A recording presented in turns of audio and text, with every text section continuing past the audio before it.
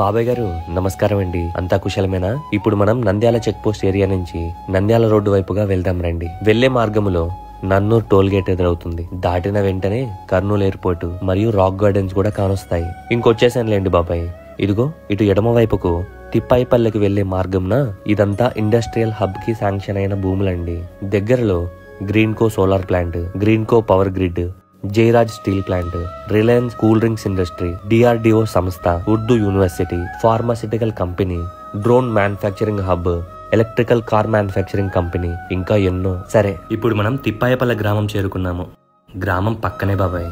ఇదిగో ఇదే బాబాయ్ ప్రాపర్టీ.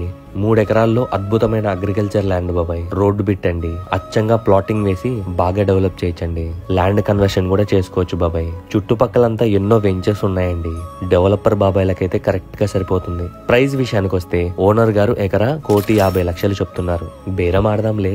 ఇంకొకటండో, ఈ ప్రాపర్టీ పక్కనే వెంకటేశ్వర స్వామి గుడి ప్రారంభించారు. మరి ఆ గుడి పక్కనే బడి కూడా ఉందండి. అది కాక చేరువలోనే రైల్వే లైన్ కూడా శాంక్షన్ అయింది బాబాయ్. ఆలోచించుకొని కవరేటండే. సరేనా మరి, ఉంటాను.